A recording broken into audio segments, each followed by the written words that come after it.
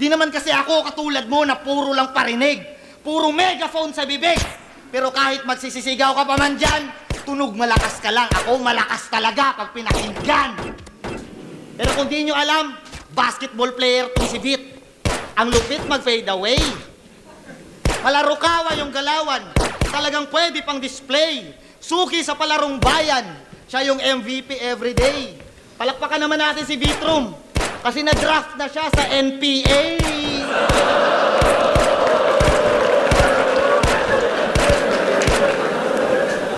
No pets allowed yon. Isa sa mga legends na nandito. At mukhang bagay ka doon. Kasi feel na feel mong maging hero. Pogi ni amigo. Talagang pwede mag-artista. Kaso ang laking red flag parang watawat ng komunista. Fuck the police! Fuck the police!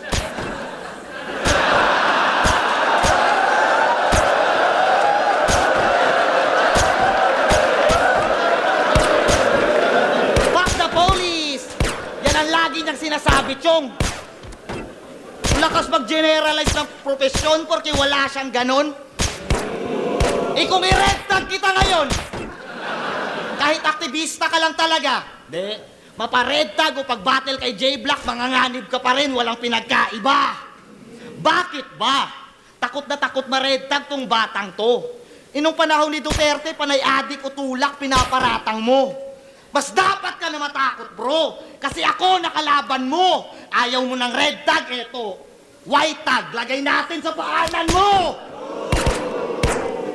Kanaibot lang sa til, sa patay ba?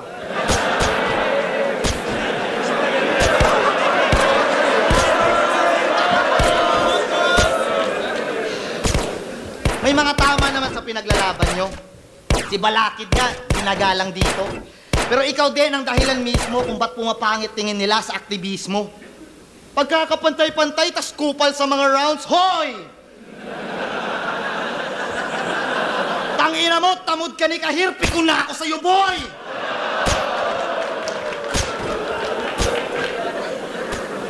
Kung kayo may NTFL kak, kami may PIDEA. At kaya ka delikado, Repa, kasi pareho mo yung problema. Minaman-manan ako kasi kinalaban ko yung gobyerno, legit. Ulul, asset lang yun, di ka pa daw kasi nagre-remit. Sa flip-top ka magsusulong ng aktivismo? Mga kupal yung taong andito? May mga rapper na nanghihipo, may gangster at may bisyo? Si Enigma nga, in check! At pinagkakakitaan ka niya mismo. Ngayon, anong pakiramdam na na-realize mong pinapalamon ka ng kapitalismo?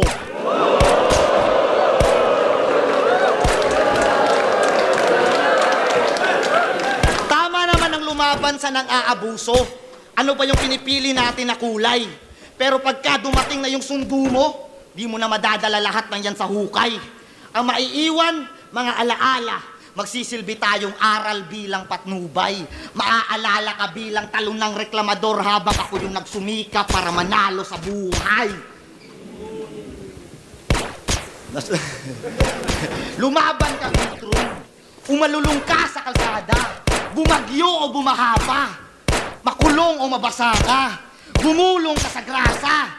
Isulong propaganda. Lumaban ka sa puwersa na alam mong hindi mo kaya. Sa tao lang din nagbuhat yung ideolohiyang pinaglalaban mo, bay.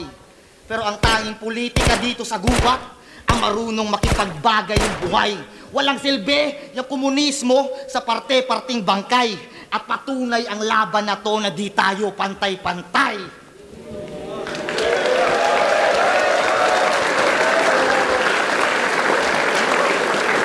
Tinira ko na yung pulis, so para daw wala akong trabaho. Yung pa yung minention. Tangina mo! Battle rap is my profession!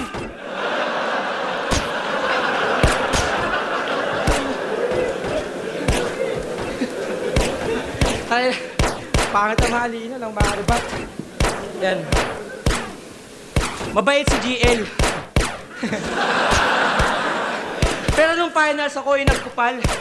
Ayoko kasi ng mga champiyong hindi natural. Pero yung ibang champion, alam ko, matagal lang wala sa lugar. Kasi ito, nung nanalo, nag-endorso ng sugal. Bisaya kampiyon, pero hindi espesyal. Hindi na line up sa mga Bisaya Music Festival. At tinurog ni M-Site sa Cebu kasi pilit yung technical. Putain sa buhay champion na estilong pedestal. Dinurog ni M-Site sa hometown bilang kampyonato. Kay mo at Krega, Bitrum, di rin nanalo. Panis ka sa tropa mong si Range. Alamin ng mga tao. Kasi dito sa Cebu, ikaw pinapatay ng dayo. Tapos yung premyo, pinangsya mo pa. Kaya karera niya wasak. Puro droga, walang kultura, sindikato lang bayad. Kaya yung title mo nung una, matagal na yung basag. Yung kay GL, walang kwenta. Yung sa'yo, walang abag. Pero bakit ba siya nag-drugs? Kahit buhay naman na klaro. Bamarangya, ayos pamilya, Bisaya lang masyado.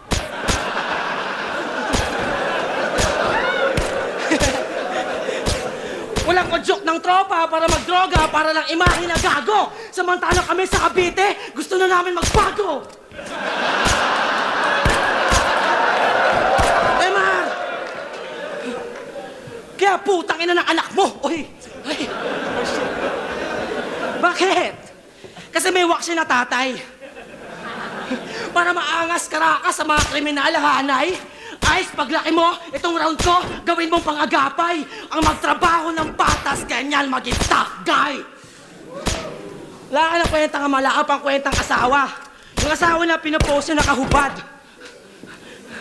Ang kapal ng katawan, ang solid na mga fats.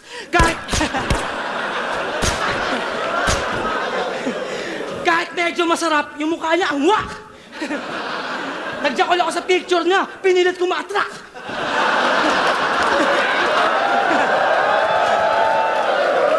Oo, sa misis ni J-Black, ako yung nag-call Jack. Inaamin ko yan. Pero para tirahin ako, wala kang karapatan kasi hindi ako nilabasan. Tangin na asawa ba yan? Hindi ko maramdaman. Kasi parang bitch mo lang tratuhin, kakapost mo ng katawan. Okay sana kung hubadera, parang An Mateo. Kasi hindi yan artista. Wala siyang talento.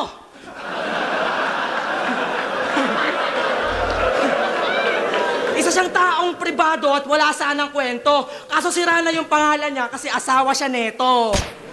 Bapos pa, basusin mo pa. Kanyang reputasyon, di mo inisip yun. Mabait siya, pero ugali mo masisilip doon. Pero pag dilandi ako ng asawa niya, puta legit tol. Kakain ako ng Bisaya parang aswang sa Siquijor.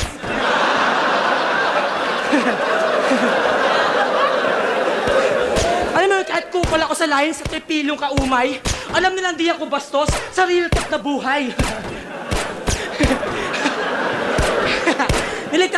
Niligtas ko lang yung asawa mo gamit weirdo na husay na di mo nagawa bilang champ ng isang buhay. Champion puro iyak kasi sadla, what the fuck? Nagsugal at nagdrugs at bilang asawa, palpak. Habang ako, daming gigs, daming ganap, daming nagpapalapag. Putang ina, kahit hindi ako champ, nabubuhay na ako ng rap. At di man champion, takin ako yung bagong master. Nagkatag ng bagong standard kung paano bumatel. Ako yung goddamn, ako yung swagger, bagong idol na rapper. Hindi ko kailangan ng title J-Black, I am the title.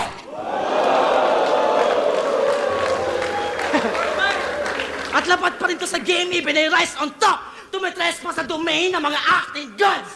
Ito ang bagong era. Bawal na dito fucking whack.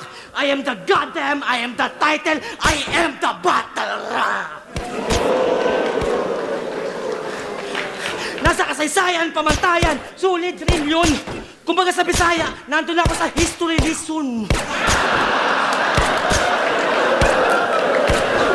Kung champion lang ang title mo, tangin na mo, weak yun. Kasi sa flip-top, may undefeated, most viewed, meron ding Bitrom!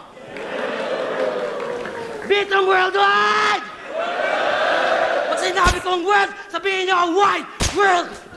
World! Pag sinabi kong bit, sabihin nyo room! Bit! Bit! Ganyan mag-rap! Champion!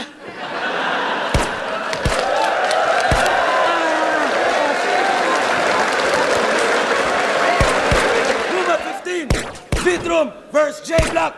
Yes, 1 beses para sa kanilang pareho. Ano, baliw ng laban na yun. At shoutouts nga pala kay J Black. Kinalaban niya yung Isabuhay 2024 finalist sa loob ng 2 araw. Mga kasama natin, alam niyo yan.